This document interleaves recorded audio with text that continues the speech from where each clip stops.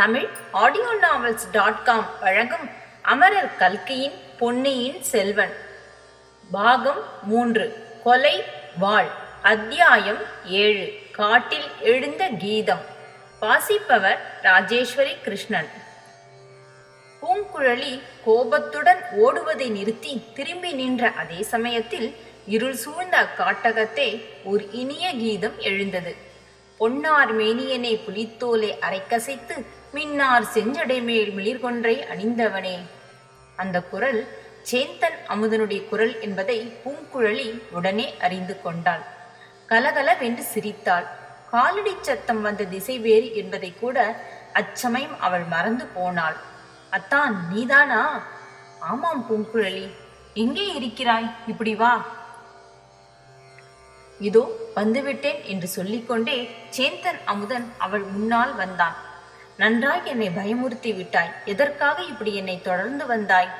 பூங்குழலி, உன்னை பார்ப்பதற்காகவும் உன் இனிய கானத்தை கேட்பதற்காகவும் தஞ்சையிலிருந்து பல நாள் பிரயாணம் செய்து வந்தேன். இங்கே வந்த பிறகும் உன்னை காணாமல் இத்தனை நாள் காத்து கொண்டிருந்தேன். தற்செயலாக உன்னை பார்த்துவிட்டு தொடர்ந்து ஓடி வந்தேன். ஏன் அப்படி ஓடினாய்? இங்கே ஒரு கீதம் பாடு, கேட்கலாம். பாடுவதற்கு நல்ல இடம், அதைவிட நல்ல சந்தர்ப்பம். நீ பாடாவிட்டால் நானே இன்னொரு பாட்டு பாடுகிறேன். இந்த காட்டில் தூங்கிக் கொண்டிருக்கும் மிருகங்களையெல்லாம் விழித்தெழுந்து ஓடச் செய்கிறேன் பார். பித்தா, பிறைசூடி பெருமானே, அருளாளா, போதுமாத்தான், கொஞ்சம் பாட்டை நிறுத்து. அப்படியானால் நீ பாடுகிறாயா? இவ்விதம் இறைந்து கேட்டுவிட்டு சேந்தன் அமுதன் உடனே மெல்லிய குரலில், பூங்குழலி, உன்னை தொடர்ந்து இன்னொருவன் வந்து கொண்டிருந்தான். உனக்கு எச்சரிக்கை செய்வதற்காகவே சத்தம் போட்டு பாடினேன். அவனுக்கும் உன் அண்ணன் மனைவிக்கும் இன்று சாயங்காலம் ஏதோ ரகசிய சம்பாஷணை நடந்தது. அவன் யார் என்று உனக்கு தெரியுமா என்றான். பிறகு மீண்டும் உரத்த குரலில், என்ன சொல்லுகிறாய்? நீ பாடுகிறாயா? நான் பாடட்டுமா? சிவபெருமான் சுடுகாட்டில் ஆடினார், நீ வெறுங்காட்டில் பாடக்கூடாதா என்று இறைந்தான். இதோ பாடுகிறேன், கோபித்துக் கொள்ளாதே என்று சொல்லிவிட்டு பூங்குழலி பின்வருமாறு பாடினார். பறக்கும் எம் கிள்ளை காள், பாடும் எம் பூவை காள், அரக்கன் என தகும் அடிகள் ஆரூர் உரை, மறக்க கில்லாமையும் வளைகள் நில்லாமையும் உறக்கமில்லாமையும் உணர்த்த வல்லீர்களே. இவ்விதம் பாடிவிட்டு மெல்லிய குரலில், அமுதா, நான் வந்தது உனக்கு எப்படி தெரியும் என்று கேட்டாள். பூங்குழலி, கலங்கரை விளக்கின் உச்சியிலிருந்து படகு வருவதை பார்த்தேன். நீயாக இருக்கலாம் என்று உத்தேசமாக எண்ணி இங்கே உன்னை தேடி வந்தேன். அதே சமயத்தில் பழுவூர் ஆட்கள் சிலரும் இந்த பக்கம் வந்தார்கள். படகில் உன்னை காணவில்லை. ஆனால் என் நண்பன் வல்லவரையனையும் இளவரசரையும் பார்த்தேன். வல்லவரையனிடம் பழுவூர் ஆட்கள் வருவது பற்றி கூறினேன். பிறகு இளவரசரை நாங்கள் இருவருமாக தூக்கி கொண்டு போய் மறைந்த மண்டபத்தில் சேர்த்தோம். ஐயோ, என்ன தவறு செய்து விட்டீர்கள். படகு என்ன ஆயிற்று? படகை யாராவது பார்த்தால் சந்தேகம் ஏற்படும் என்று ஓடை நீரில் கவிழ்த்து விட்டோம். ஏன் பூங்குழலி, பாட்டை ஏன் நிறுத்திவிட்டாய்? மிச்சத்தையும் பாடும் என்று பிற்பகுதியை உரத்த குரலில் கூறினான் சேந்தன் அமுதன். மறந்துவிட்டது அமுதா, இந்த கோடிக்கரை குழகரை பற்றி ஒரு பாடல் உண்டே, உனக்கு அது நினைவிருக்கிறதா? நினைவிருந்தால் பாடு. ஓ, நினைவிருக்கிறது என்று சேந்தன் அமுதன் இறைந்து சொல்லிவிட்டு பாடினான். கடிதாய் காற்று வந்தற்ற கரைமேல் குடிதானையிலே இருந்தால் குற்றமாமோ, கொடியேன் கண்கள் கண்ட கோடி குழகீர் அடியேல் உமக்கார் துணையாக இருந்தீரே. பாட்டு முடிந்தவுடனே பூங்குழலி, அத்தான், என்னை தொடர்ந்து வந்தவன் போய்விட்டானா? பக்கத்தில் மறைந்து நின்று கொண்டிருக்கிறானா என்று மெல்லிய குரலில் கேட்டாள். நாம் இங்கே நின்ற பிறகு காலடி சத்தம் கேட்கவில்லை. அவன் இங்கேதான் பக்கத்தில் எங்கேயோ மறைந்து நிற்க வேண்டும். அவன் யார் என்று உனக்கு தெரியுமா? பூங்குழலி இறைந்து, தெரியாமல் என்ன, நன்றாய் தெரியும். கோடிக்கரை ஆந்தைகளை பற்றி சுந்தரர் பாடியிருப்பதுதானே. இதோ கேள். காடேன் மிகவான் இது காரிகை அஞ்ச, கூடி பொந்தில் ஆந்தைகள் கூகை குழற, வேடி தொண்ட சாலவும் தீயர் சழக்கர் கோடி குழகா விடங்கோயில் கொண்டாயே. பார்த்தாயா அமுதா, சுந்தரமூர்த்தியின் காலத்தில் ஆந்தைகளும் குகைகளும் இன்று போலவே இக்காட்டில் கத்தியிருக்கின்றன. ஆனால் இப்போது இக்காட்டில் மனிதர்கள் கூட ஆந்தை போல சத்தமிடுகிறார்கள். சற்று முன் அத்தகைய குரல் ஒன்று கேட்டேன். அந்த தீய சழக்கர் யாராக இருக்கும் என்று உனக்கு ஏதாவது தெரியுமா? இப்படி உரத்த குரலிலேயே பூங்குழலி கேட்டாள். கேட்டுவிட்டு, எனக்கு அம்மாதிரி கத்த வருகிறதா என்று பார்க்கிறேன். ஆந்தை குரல் மாதிரி இருக்கிறதா? கேட்டு சொல்லி என்றாள். பின்னர் ஆந்தை மாதிரியே 3 தடவை குரல் கொடுத்தாள். அப்படியே ஆந்தை குரல் மாதிரியே இருக்கிறது.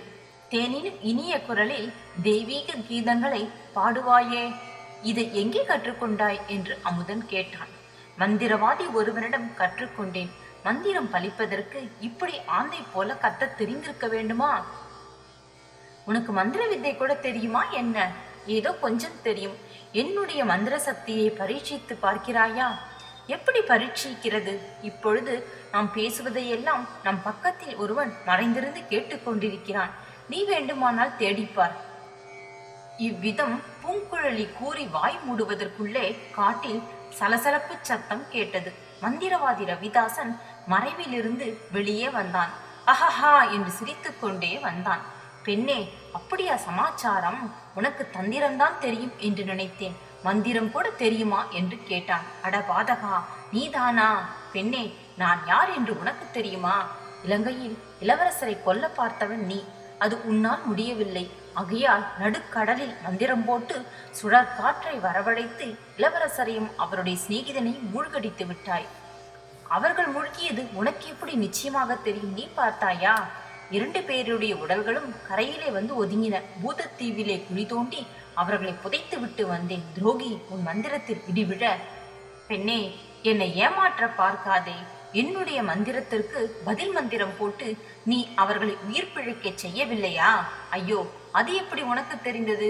இந்த ரவிதாசனுக்கு புறக்கண்ணை தவிர அகக்கண்ணும் உண்டு. 100 காத தூரத்தில் நடப்பதையும் என்னுடைய மந்திர சக்தியினால் தெரிந்து கொள்வேன். அப்படியானால் என்னை எதற்கு கேட்கிறாய்? உன்னை பரிசோதிப்பதற்காகவே கேட்கிறேன்.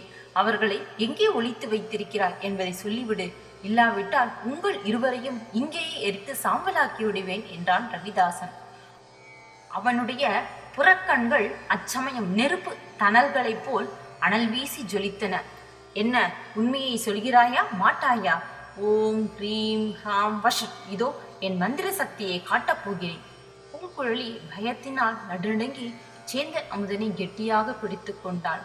அவனிடம் மெல்லிய குரலில், நான் இப்போது ஓடப்போகிறேன், நீ அவனை தடுத்தி நிறுத்தப்பார் என்றாள். மந்திரவாதியை பார்த்து உரத்த குரலில், என்னை ஒன்றும் செய்ய வேண்டாம், அவர்கள் இருக்கும் இடத்தை காட்டி விடுகிறேன் என்று கூறினாள். என்னுடன் வா, காட்டுகிறேன் என்று சொல்லிவிட்டு பாழடைந்த மண்டபத்துக்கு நேர்மாறான திசையை நோக்கி நடந்தாள். மந்திரவாதி அவளை பின்தொடர்ந்து பார்த்தான். சேந்தன் அமுதன் பின்னாலிருந்து அவனை பிடித்து நிறுத்த முயன்றான். பூங்குழலி ஓடத் தொடங்கினான். மந்திரவாதி சேந்தன் அமுதனை ஒரே தள்ளாக தலைக்குப்புற தள்ளிவிட்டு பூங்குழலியை தொடர்ந்து ஓடினான். பூங்குழலி மானை போல விரைந்து பாய்ந்து ஓடினாள். மந்திரவாதி மானை துரத்தும் வேடனை போல் அவளை பிடிக்க ஓடினான். ஆனால் அவளை பிடிப்பது எளிதில் முடிகிற காரியமில்லை. மந்திரவாதி அவளை துரத்துவதை விட்டுவிட்டு நின்று விடலாமா என்று எண்ணிய போது பூங்குழலியும் களைத்து போனவளைப் போல் நின்றாள். மந்திரவாதி மறுபடியும் அவளை துரத்தினான். இருவருக்கும் பின்னால் சேந்தன் அமுதனும் தட்டு தடுமாறி விழுந்தடித்து ஓடி வந்து கொண்டிருந்தான்.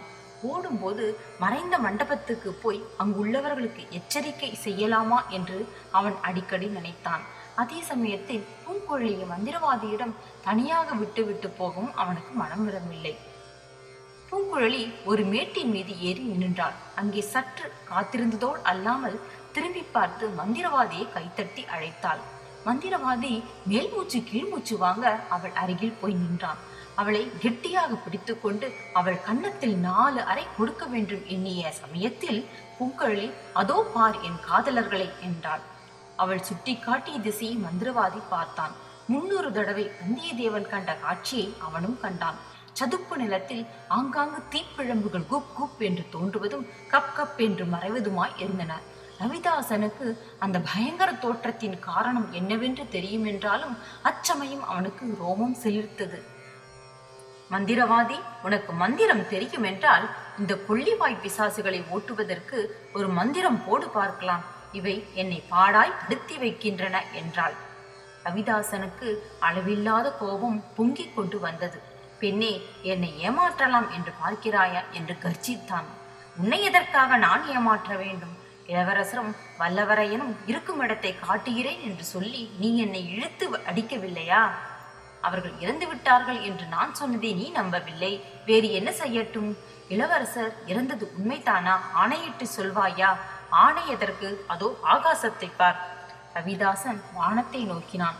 வால் நட்சத்திரம் தெரிந்தது. வால் நட்சத்திரம் தோன்றினால் அரச குலத்தில் மரணம் என்று உனக்கு தெரியாதா? அப்படியே நடந்துவிட்டது என்றாள் பூங்குழலி. பெண்ணே, அப்படியானால் உன் கையில் உள்ள கெண்டியை இப்படி கொடு. அது ஏதாவது மிச்சம் இருக்கிறதா? உன்னோடு ஓடி வந்ததில் எனக்கு தாகம் எடுத்து விட்டது. பூங்குழலி திடீரென்று மறுபடி ஓட்டம் பிடித்தாள். மேட்டிலிருந்து தாவி குதித்து இறங்கி கொள்ளிவாய் பிசாசுகள் தோன்றி மறைந்த சதுப்பு நிலப்பரப்பை நோக்கி ஓடினாள். ரவிதாசன் ஆத்திரத்தினால் அறிவை இழந்தான். பூங்குழலியை பிடித்து அவளுடைய கழுத்தை நெரித்து கொன்றுவிட வேண்டும் என்ற வெறியை அடைந்தான். தலைகால் தெரியாமல் அவளை பின்தொடர்ந்து ஓடினான். சிறிது தூரம் ஓடிய பிறகு பூங்குழலி சட்டென்று கொஞ்சம் குனிந்து 4-5 அடி ஒரு புறமாக நகர்ந்து கொண்டாள். அதிவேகமாக அவளை துரத்தி வந்த ரவிதாசனால் அவள் நின்ற இடத்தில் நிற்க முடியவில்லை.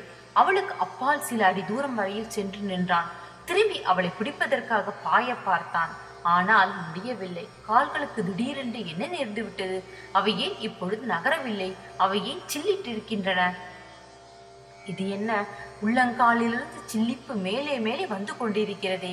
இல்லை இல்லை, கால்கள் அல்லவா கீழே கீழே போய் கொண்டிருக்கின்றன. ரவிதாசன் குனிந்து பார்த்தான். ஆம், அவனுடைய கால்கள் கீழே புதைச்சேற்றில் அமிழ்ந்து கொண்டிருப்பதை கண்டான். ஒவ்வொரு அணுவாக, ஒவ்வொரு அங்குலமாக அவன் கால்கள் கீழே சேற்றில் மெதுவாக புதைந்து கொண்டிருந்தன. ரவிதாசன் தன்னுடைய அபாய நிலையை உணர்ந்தான். சேற்றிலிருந்து வெளிவர முயன்றான். கால்களை உதறி எடுக்க பிரயத்தனம் செய்தான். அவனுடைய பிரயத்தனம் பலன் தரவில்லை. கீழே சேற்றுக்கடையில் ஏதோ ஒரு பூதம் இருந்து அவனை பற்றி இழுப்பது போல் தோன்றியது. பூங்குழலி கலகலவென்று சிரித்தாள். மந்திரவாதி, என்ன விழிக்கிறாய்? பூதத்தின் வாயில் அகப்பட்டு கொண்டாயா? மந்திரம் போட்டு பார்ப்பதுதானே என்றாள். மந்திரவாதி ஒரு பக்கம் பீதியானாலும் மறுபக்கம் கோபத்தினாலும் நடுநடுங்கினான். அடி பாவி, உன் வேலையா இது என்று கையை நெரித்தான். என் கழுத்தை பிடித்து நெருக்க வேண்டும் என்று நீ ஆசைப்பட்டாய் அல்லவா? அதற்கு பதிலாக கையை நெரித்துக்கொள் என்றான். ரவிதாசன் கோபத்தை அடக்கி கொண்டு, பெண்ணே, சத்தியமாக சொல்லுகிறேன், உன்னை நான் ஒன்றும் செய்யவில்லை. சற்று கை கொடுத்து என்னை கரையிலே தூக்கிவிடு என்றான். பூங்குழலி அஹஹா என்று சிரித்தாள். உன்னை கரையேற்றிவிட என்னால் ஆகாது. உன் மந்திரத்துக்கு கட்டுப்பட்ட பேய் பிசாசுகளை எல்லாம் கூப்பிடு என்றாள். ரவிதாசன் இதற்குள் தொடை வரையில் சேற்றில் புதைந்து போயிருந்தான். அவன் முகத்தை பார்க்க பயங்கரமாயிருந்தது. அவனுடைய கண்கள் கொள்ளிக்கட்டைகளைப் போல் சிவப்பு தணல் ஒளியை வீசின. கைகளை நீட்டி புதைச்சேற்றுக்கு அப்பால் இருந்த கரையை பற்றினான். அங்கே நீண்டு வளர்ந்திருந்த கோரை புற்களின் அடிப்பகுதியை பிடித்து கொண்டான். மறுபடியும் சேற்றில் இருந்து வெளிவர பிரயத்தனம் செய்தான். ஆனால் புதைந்து இருந்த கால்களை அசைக்கவும் முடியவில்லை. பெண்ணே, உனக்கு புண்ணியம் உண்டு, என்னை காப்பாற்று என்று ஓலமிட்டான். இதற்குள் அங்கே சேந்தன் அமுதன் வந்து சேர்ந்தான். ரவிதாசனுடைய நிலைமை இன்னதென்பதை அவன் ஒரு நொடியில் அறிந்து கொண்டான். அவனுடைய கண்களில் இரக்கத்தின் அறிகுறி புலப்பட்டது. பூங்குழலி அவனை பார்த்து வா போகலாம் என்றாள். ஐயோ, இவனை இப்படியே விட்டுவிட்டு வா போகிறது? ஏன், சேற்றில் இவன் முழுவதும் புதைகிற வரையில் இருந்து பார்க்க வேண்டும் என்கிறாயா? இல்லை இல்லை, இவனை இப்படியே விட்டு போனால் வாழ்நாள் எல்லாம் கனவு காணுவேன். இவனை கரையேற்றி விட்டு போகலாம். அத்தான், இவன் என்னை கழுத்தை நெரித்து கொல்ல நினைத்தான். அவனுடைய பாவத்துக்கு கடவுள் அவனை தண்டிப்பார். நாம் காப்பாற்றி விட்டு போகலாம். அப்படியானால் உனது மேல் துண்டை கொடு என்றாள் பூங்குழலி. அமுதன் தன் மேல் துண்டை கொடுத்தான். அதன் ஒரு முனையை புதைச்சேற்று குழிக்கு அருகில் இருந்த ஒரு புதரின் அடிப்பகுதியில் பூங்குழலி கட்டினாள். இன்னொரு முனையை ரவிதாசனிடம் கொடுத்தாள். மந்திரவாதி, இதோ பார், இந்த துண்டின் முனையை பிடித்து கொண்டிரு. அதிகம் பலம் கொண்டு இழுத்தால் புதர் வேரோடு வந்துவிடும். ஆகையால் மெல்ல பிடித்து கொண்டிரு. நீயாக கரையேற முயலாதே. பொழுது விடிந்ததும் யாராவது இந்த பக்கம் வருவார்கள். அவர்கள் உன்னை கரையேற்றுவார்கள் என்றாள். ஐயோ, இரவெல்லாம் இப்படி கழிக்க வேண்டுமா? என்னால் முடியாது. அதை காட்டிலும் என்னை கொன்றுவிட்டு போய்விடு. பூங்குழலி அவன் கூக்குரலை பொருட்படுத்தவில்லை. சேந்தன் அமுதனை கைப்பிடித்து இழுத்துக்கொண்டு வந்த வழியே திரும்பி ஓடத் தொடங்கினாள். அவர்கள் மேட்டின் மேல் ஏறி அப்பால் காட்டில் இறங்கும் வரையில் மந்திரவாதியின் ஓல குரல் கேட்டுக்கொண்டிருந்தது. அந்த குரல் மறைந்த பிறகு, அத்தான், நல்ல சமயத்தில் வந்து சேர்ந்தாய். நீ எப்படி இங்கு வந்தாய்? எதற்காக என்று பூங்குழலி கேட்டாள். பாதாள சிறை அனுபவத்துக்கு பிறகு தஞ்சாவூரில் இருக்க எனக்கு பிடிக்கவில்லை. அடிக்கடி பழுவூர் வீரர்களும் ஒற்றர்களும் வந்து தொல்லை கொடுத்து கொண்டிருக்கிறார்கள். ஆகையால் பழையாறைக்கு போனேன். குந்தவை தேவி என்னை இவ்விடம் அனுப்பினார். இளவரசருக்கு அபாயம் அதிகமாக இருப்பதாகவும், ஆகையால் அவரை நாகைப்பட்டினம் சூடாமணி விகாரத்தில் கொண்டு சேர்த்துவிட்டு வரும்படியும் வந்தியத்தேவரிடம் சொல்லும்படி கூறினார். எனக்கும் உன்னை பார்த்து உன் பாட்டை கேட்க வேண்டும் என்று ஆசையாய் இருந்தது. பாட்டு கேட்பதற்கு நல்ல சமயம் பார்த்தாய். இளைய பிராட்டி கூறியது உண்மைதான். இளவரசருக்கு ஏற்பட்டிருக்கும் கண்டங்கள் இப்படி அப்படி அல்ல. பகைவர்களின் சூழ்ச்சிகளோடு குளிர் காய்ச்சல் வந்துவிட்டது. ஆமாம், நானும் தான் பார்த்தேன். நாங்கள் 2 பேருமாக அவரை தூக்கி கொண்டு போய் மறைந்த மண்டபத்தில் சேர்த்தோம். அதற்கு ரொம்ப கஷ்டப்பட்டு போனோம். பூங்குழலி, நாகைப்பட்டினம் சூடாமணி விகாரத்துக்கு புத்த பிக்ஷுக்கள் வைத்திய சாஸ்திரம் நன்கு அறிந்தவர்கள். இளவரசரை குணப்படுத்தி விடுவார்கள். நாகைப்பட்டினத்துக்கு எப்படி கொண்டு போய் சேர்ப்பது? கால்வாய் வழியாகத்தான். கால்வாய் வழியாக எப்படி போவது? படகை தொலைத்து விட்டீர்களே. படகு தண்ணீரில் மூழ்கித்தானே இருக்கிறது. திரும்ப எடுத்து விட்டால் போகிறது. அப்படியானால் இன்று ராத்திரியே கிளம்பி விட வேண்டியதுதான். அந்த சிறிய படகில் நாம் எல்லோரும் போக முடியாதே. வேண்டியதில்லை பூங்குழலி, அதெல்லாம் நாங்கள் பேசி முடிவு செய்துவிட்டோம். வல்லவரையன் இங்கிருந்து நேராக பழையாறைக்கு போவான். நானும் நீயும் இளவரசரை படகில் ஏற்றி நாகைப்பட்டினம் கொண்டு போய் சேர்க்க வேண்டியது. பூங்குழலிக்கு புல்லரித்தது. மீண்டும் இளவரசருடன் பிரயாணம்.